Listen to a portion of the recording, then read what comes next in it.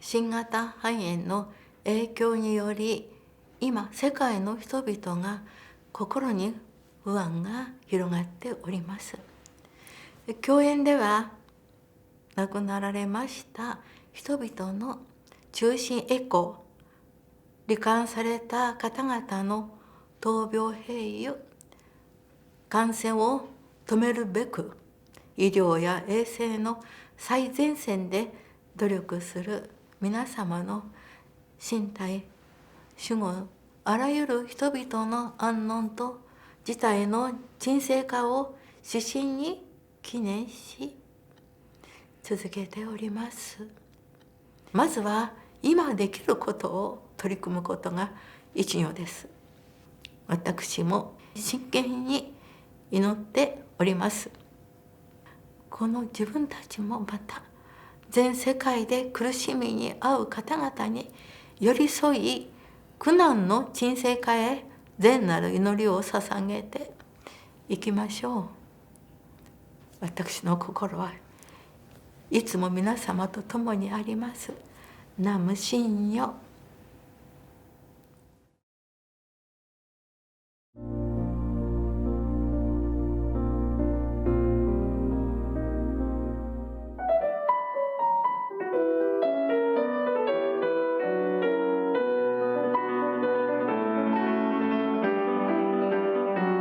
Life is very long and full of winding paths. You don't have control over what's going to happen, and so I just keep trying to do the best thing that makes the most sense in the moment.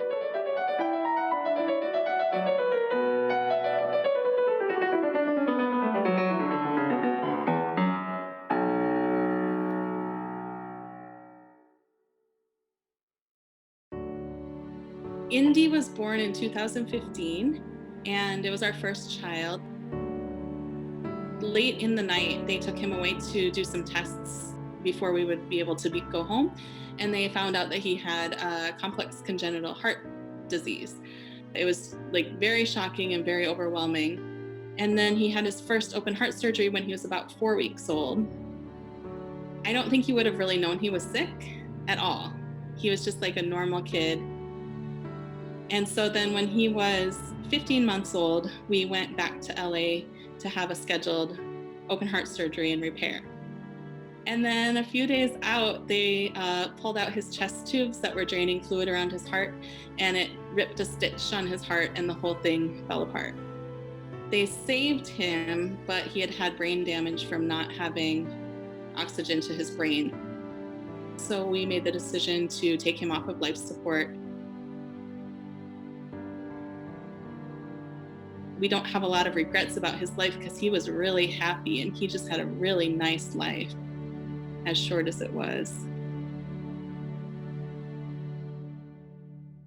I was really intrigued by our experience in the healthcare system and learning about congenital heart disease.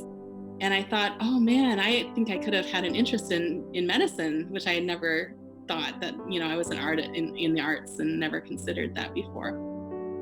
So I talked to a lot of people and decided to go into a Master of Nursing program, an accelerated program. I thought it was a really good way to get into healthcare, working with other kids like Indy in a kind of short time. So right now I work in it's an adult and pediatric cardiovascular surgical ICU at Mayo. So it's with, they have adults and kids together, but everybody who's undergoing open heart surgery. Sometimes it's hard, but at the same time, I definitely can see that I have a different perspective on the patients and the families because I can put myself in their shoes so easily. So I have a child, her name is Makana. She's 27 months. We decided to name her Makana because when we were in Hawaii, we had a friend who gave Indy a shirt that had a picture of a gift on it and it said Makana underneath. And he wore that a lot. So now we have a beautiful child and that's really been healing for us.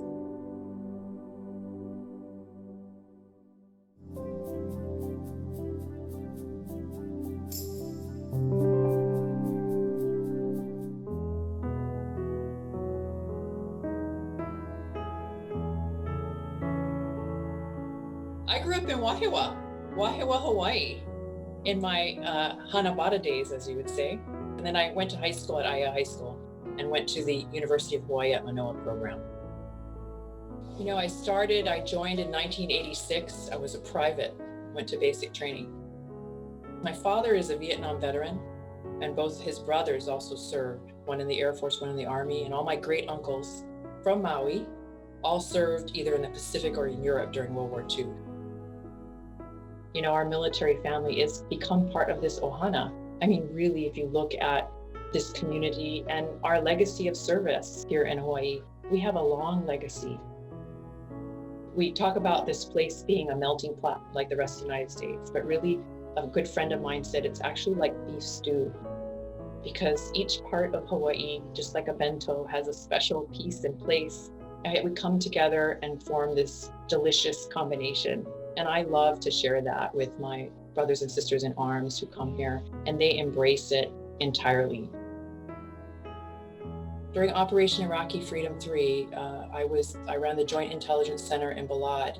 You know, our first casualty from the 29th Infantry Brigade was Sergeant Dason Cariaga, and I think about him, not even 21 years old. I remember having a conversation with him before he took on the task of belonging to a human intelligence collection cell. And I said, "You're okay with doing this job?" And he said, "Absolutely," with a smile on his face, willing to do it even though he knew the risks. So unfortunately, you know, he is not here on Earth as a result of an IED. I often think about him during this Memorial Day, as so does all of his other band of brothers and sisters. It really is a time of reflection, a time to remember and to connect, to build gratitude for those who have sacrificed. Something that we can never give back, and we can never thank their parents and family members more. Freedom, equality, democracy, something, you know, a country that's based on ideals and not on ethnicity. It reminds me, and it's because of the people who've come before us and who've again sacrificed, that gives people like me an opportunity to be standing where I am. I just really appreciate your aloha and caring about our military and remembering those who have fallen.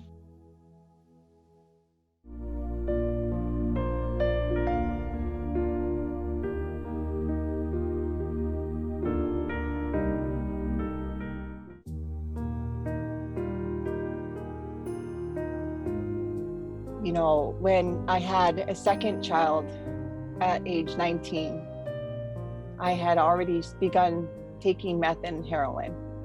I was addicted hardcore for about 6 years, and I was on the streets for about 4 of those years.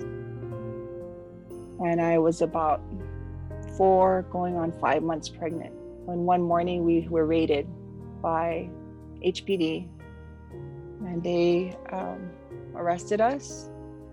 You know, 20 years later, I realized that they were saving my life. I went to jail and did 7 months in OCCC. Tough love is what I needed, and that's what I got. And it was long enough for me to get clarity in my head, in my heart, to kind of pivot. You know, these pause moments that we have, like we have right now in COVID, there are opportunities for us to reflect and pivot.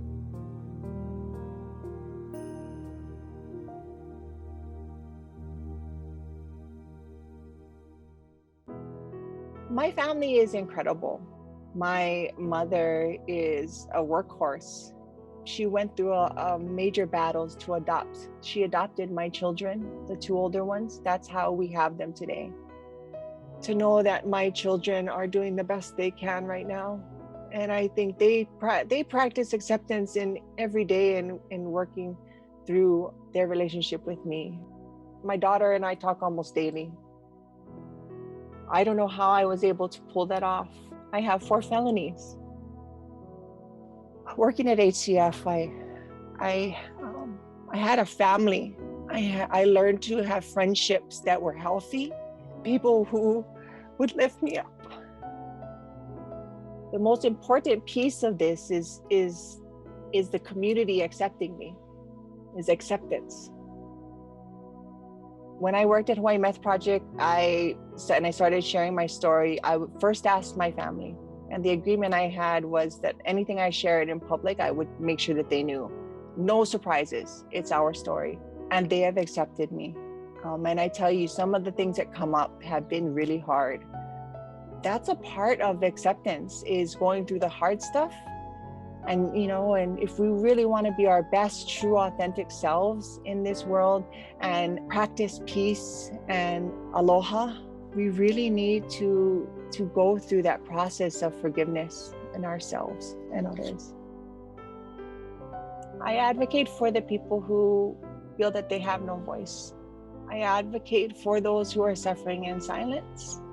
I have people that reach out to me and they're asking me for help with their loved one who's suicidal, who is addicted, who maybe they're hurting. I'm not a counselor. What I am equipped to do is I am equipped to listen and guide them to the right place. And ultimately, I call myself a connector. I'm a connector. I always have felt that there's a purpose for me. Like, how did I go through this and come out the other side with one piece, I have found acceptance over and over again. And that is my kuleana, to pay it forward to others.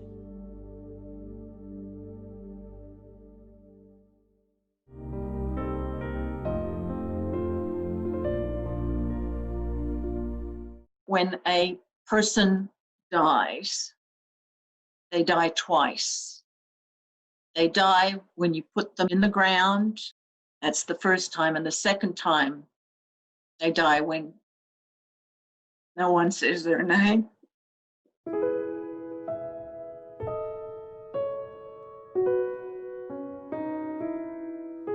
And I think 2001 affected all of us. Toby, he went to a recruit, he called us up and he said, "Dad, I want to join. I think I'm going to the military." And Jim says, "Well, I hope you went to the Air Force or the Navy." And he said, "No, I've already signed up with the Army. I want to go Special Forces." It blew me away in the sense, but also it's like, oh, well, if he goes through training, by the time he's done with training, this will all be over. And when he was deployed in 2006, then it was like, oh, this is getting serious. And the unit he was in went to areas in Iraq that were scary areas. When he came to visit us in 2006 for his R&R, and even though he and his dad in the front of the car as we were driving places, were their normal giggly selves, there was this undercurrent of seriousness that he's going to go back. He's going to go back. And when we say, well, goodbye, we knew it may very well be goodbye. We returned back to Iraq on the 7th of December, turned 28 on the 17th of January, and was killed on the 20th. On the 20th of January, when that knock came on the door, being who I am, I immediately knew there were four young men that were killed during that IED blast that killed Toby. And I thought about the other mothers, thinking, well, I know the military. I know what the resources are and who's there to back me up and support me in these days, weeks, months, years ahead. But those three mothers, they only may know their military through their sons. And how will they know where to get support? I remember reaching out to the casualty officer and saying, "Can you get me the addresses of the other family members of those boys?" So since 2007, after Toby was killed and after we came back home to Hawaii, I made it my career, if you will, to work with others. doing what I think I do best, and that's finding within a community organizations and groups that provide support to families that have lost a military loved one.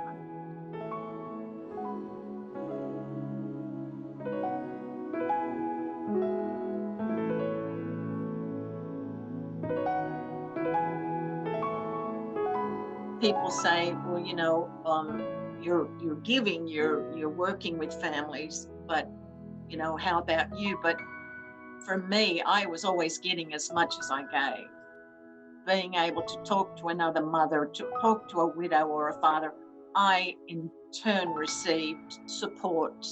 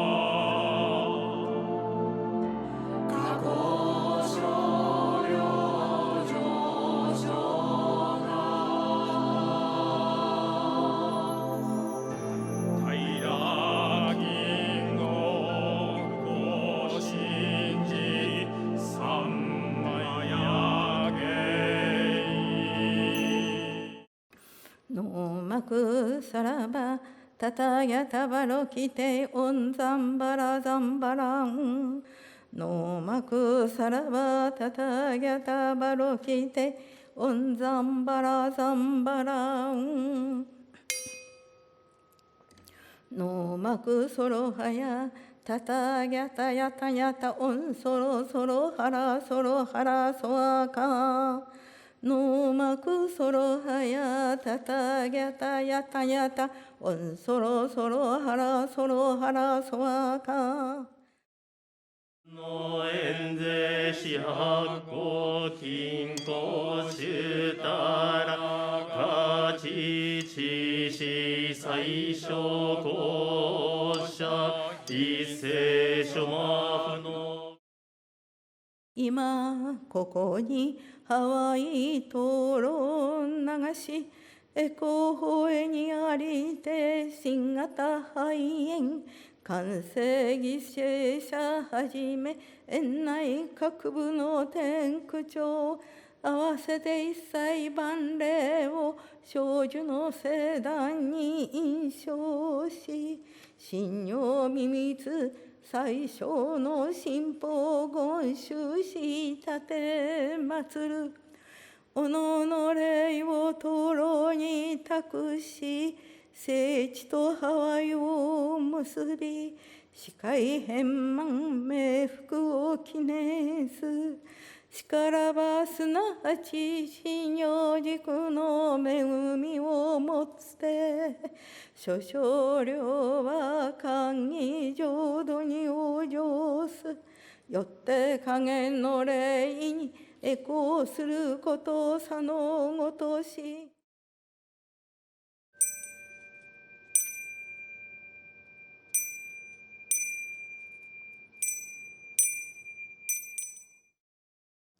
信用を魂に刻むことで勇気は生まれ知恵と慈悲にそれぞれの良き個性は輝く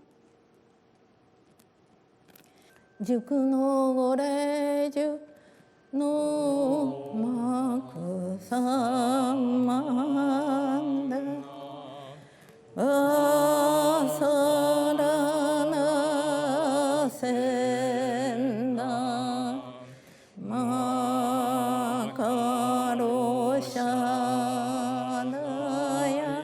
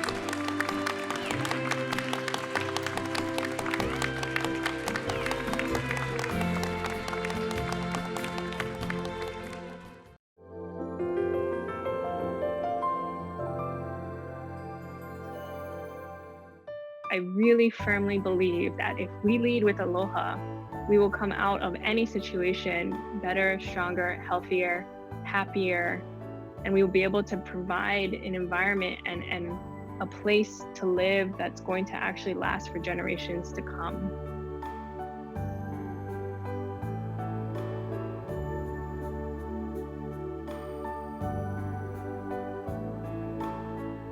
Like many of my peers, I thought I was going to be going into kind of the banking route.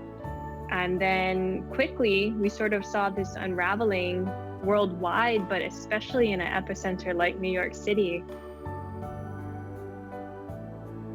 A dear friend of mine who was in business school, he came across the article for Furlough Fridays. The arts were cut. Programs that really help to enrich a child's whole being were being wiped out. It really kind of struck me to my core. And so being that I was in audio post-production for TV and film, I thought, well, what would happen if we took some of this technology and we applied it to music education? And I thought, well, what if we teach kids in Thailand a piece of music and we teach kids in Honolulu a piece of music, and we can connect them together? And who knows, maybe they can sing together, perform for each other. Because I felt like we were just missing that connection of people. You know, I think it's something that's been a part of my life ever since I was a child. It's something that I inherited from my parents and my parents' parents. They have always been in service. I think that's probably the best way to describe my engagement with community. It's always in service. We really do our best work when we're working with each other and when we're actually supporting one another.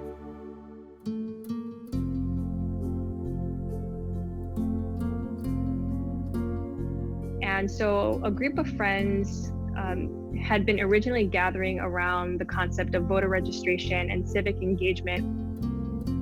Well, then COVID happened, and our group had to pivot from focusing specifically on planning different get out the vote, rock the vote types of events to taking a real cold, hard look at, are we prepared as a people?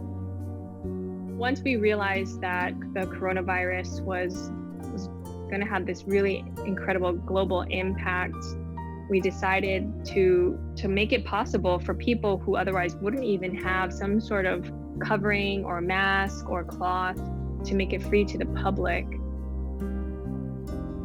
And so we thought, well, let's just step up and let's fill the gap by providing these 2 million masks for free. People just pitched in to help us figure out, okay, where can you get these masks? How can you get them? And in the last maybe month or so, we've been able to create our own statewide distribution networks with friends and community partners and people who just care to get these masks out to the state.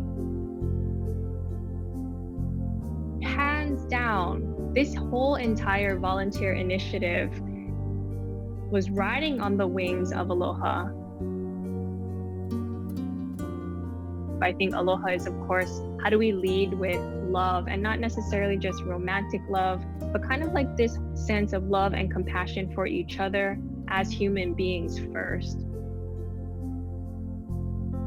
Aloha comes in many shapes, forms, seen and unseen. In this pandemic, I see more people walking on the streets. I see more people, literally, because most times you have a mask on, looking each other in the eye, acknowledging each other. I see people having much more courtesy. I see people who may not have even considered supporting a small farmer CSA. Now they are picking up every week from different local farmers. And I love the fact that we are really paying closer attention to how every action we make has an impact on ourselves as well as others. And I'm encouraged by that. Through these moments, I think what we're finding is this return back to clarity around what's really important.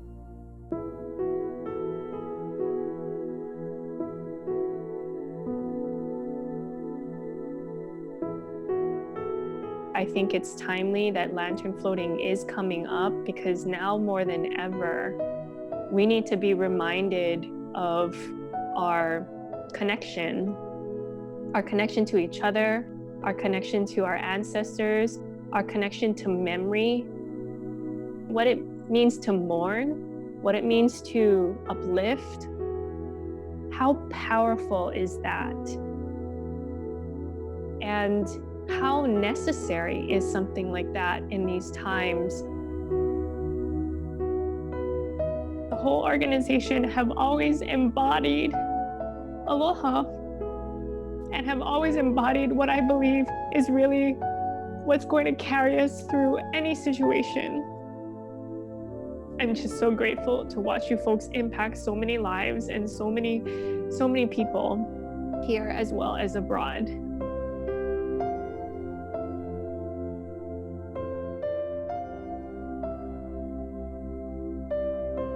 And then we all come to the ocean, which we are able to share in its gifts, and we connect through this water. We put that energy into the water, and it's able to kind of wrap us all in it. And I cannot think of something more needed than that kind of connectivity for our people in our state, in our home, but for everybody worldwide.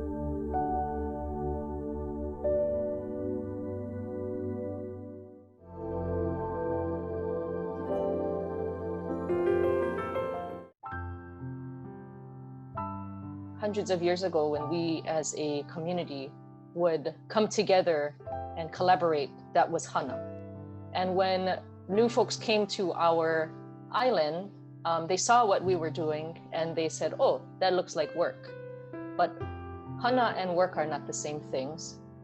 Hana is more of a much deeper connection to those around you, and it calls you to act in a certain way, and that you give in ways that are kind and compassionate. But it asks that you give much deeper from your soul, I guess.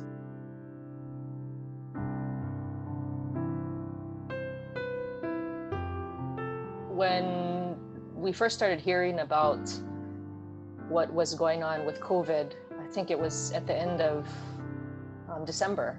And in January, I started seeing that it was getting really bad in China. And already in my mind, I started thinking, this is not going to be good for us. Yeah, and I think there were a lot of nights initially that I had a hard time sleeping, that I noticed there was a lot of fear for me. I was really anxious and fearful. And I feel like I went through all the stages of grief, you know, like anger, sadness, resentment, all of those things for a few weeks, and really did not want to think about putting myself in there to treat patients that might be ill with COVID.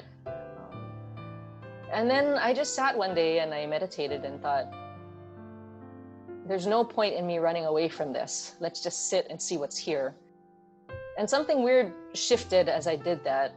And I just started to list everything that I was grateful for. All the people, all the friends, all the experiences. And I just thought, I've lived such a rich and meaningful life already, that to turn my back at a time when people really need me, that is not my hana. That's not my kuleana.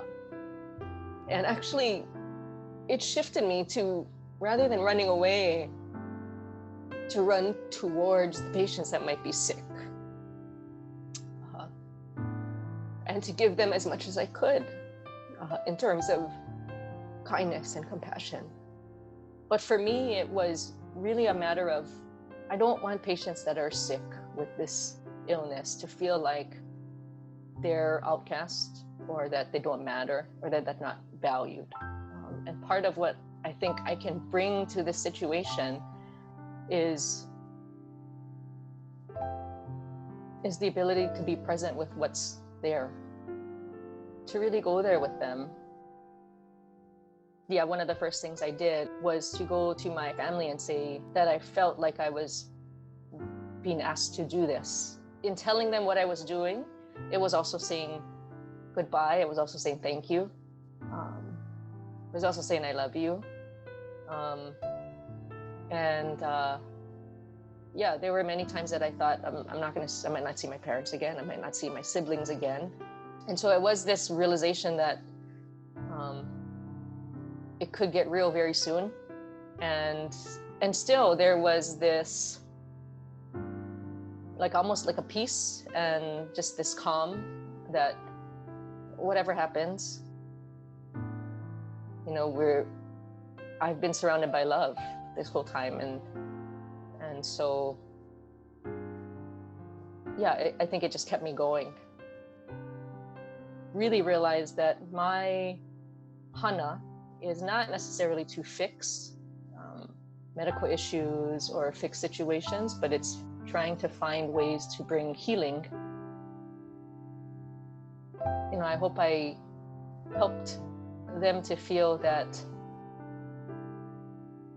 I'm just another human, not necessarily a doctor, but a human and a friend that's going to spend time with you and care for you, and that's going to walk alongside you in this journey, wherever it takes us.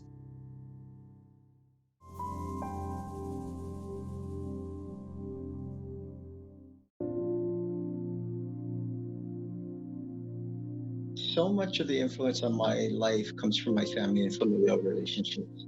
If you think about my parents, if people know my parents, and they would understand the kind of influence that they had on me. My father had so many relationships with very diverse groups of people: spiritual leaders, political leaders, business leaders, community leaders, janitors, teachers, police officers. It didn't matter. He was a friend to all. And because of that, I think that I developed a appreciation to observe people, and to recognize just the significance of people. The first lantern floating celebration I ever attended was 2014. And it was because of a group of folks that we were asked to mentor from the National Guard. There was something spectacular about having 50,000 people on the beach being so very kind and generous, gracious, patient, compassionate with each other. We're all there in a very somber moment to honor, to remember, and to be grateful for someone's life, right? And or maybe to find some resolution on a relationship that is now fractured. I mean, that's severed as far as distance.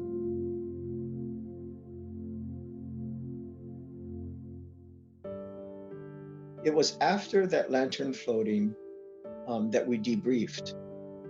So when we debriefed, what we got so much of that, the beauty of it, the generosity.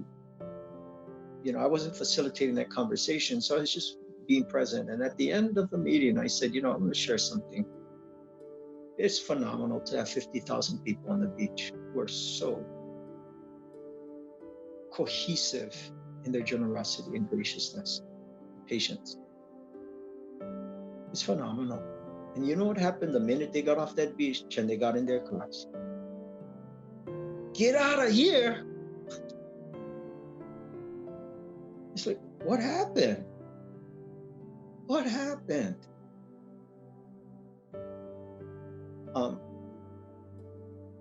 And what I believe is that we think that the mission is completed now. And now we can go off and do our lives. And what I see is that for those couple of hours, for some reason, we were able to pause people. That people could pause. And in that moment of pause, we could just be with each other. So the question is, how do we pause people? And I believe that how we pause people is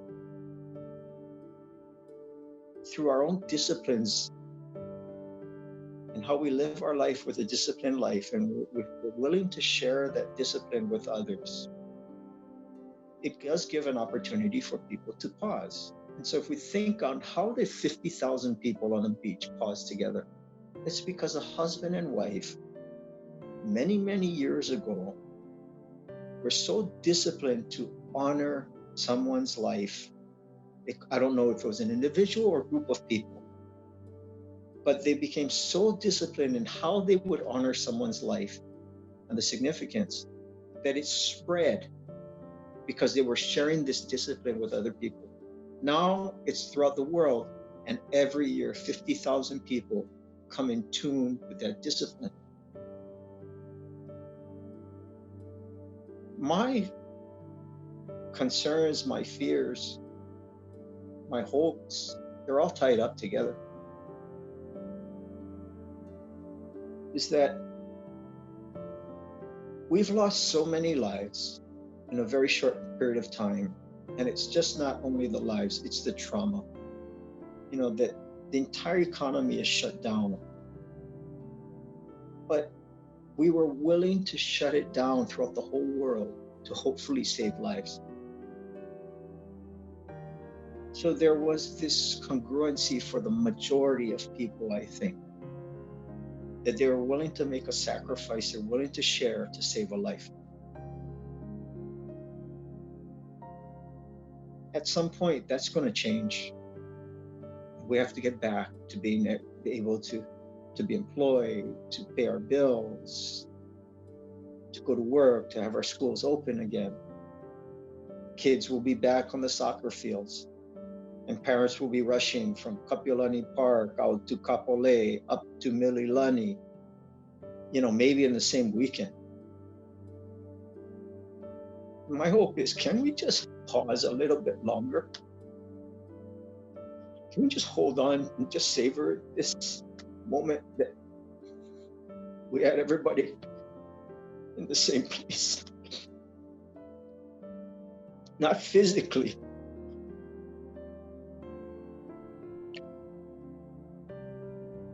so that we remember that we're the whole thing. We're not the people who are just sprinting.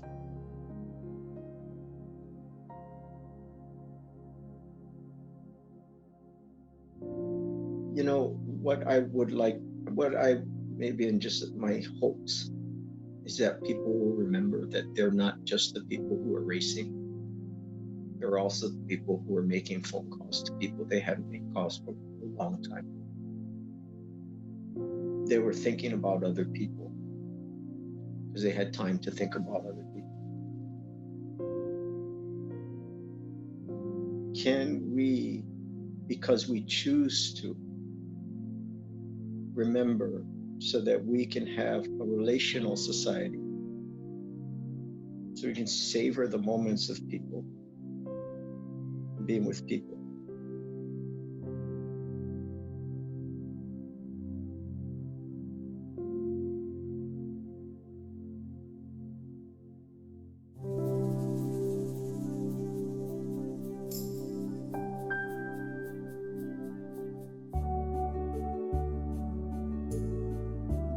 The best parts of me know that I need other people around me to support me and love me. And I in turn do that for those I come in contact with. I've always been a person, I feel like, that tries to make things better. And that has been the same in the piano world or now in the nursing world. I really look to stand up to anything or anyone that is harming others. And the best of me is to be a protector and a guardian. I care deeply about people, and when I embrace someone, a friend, a neighbor, I do it wholly. And I think that's what people know about me or remember about me.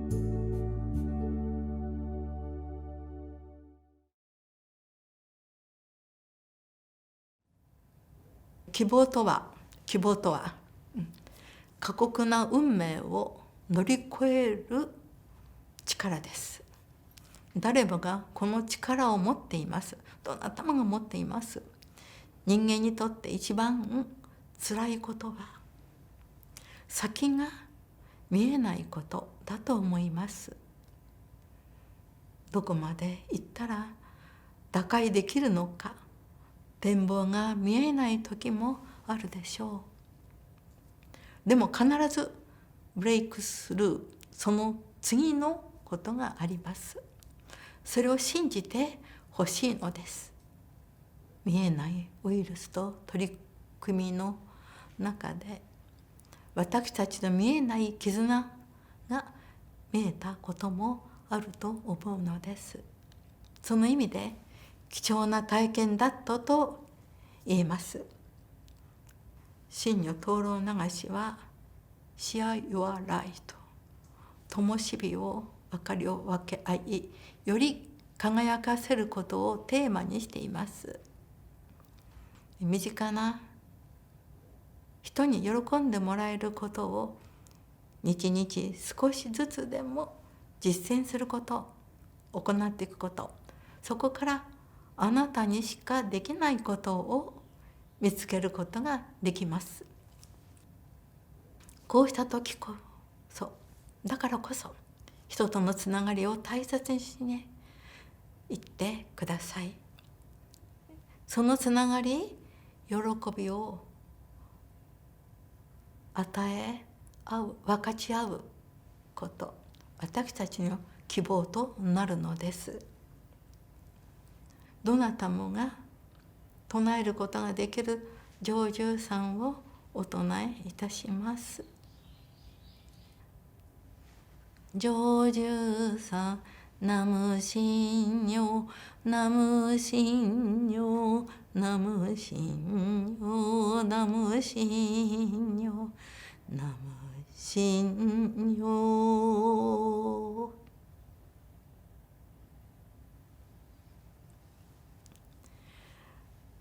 もし皆様が不安や恐怖に襲われる、そうしたことがありましたならば、この南無神女の成就さをぜひ覚えて、とても短いですからお唱えしていってください。南無神女と唱えると、自らの良心、良き心、長所を自覚することができます。人生を意義あるものにする、それぞれの良き可能性が輝き出します。希望から希望へと困難を乗り越える勇気が生まれてきます。私には皆様の心に灯る個性の明かりがはっきり見えています。美しいです。だからお約束しましょう。善なる実践の光をキープしていくことを、希望を失わず、真如というそれぞれの心の明かりを信じ、誇りを持てばパンデミックでさえこれがあってよかったと言える未来を作り出せます。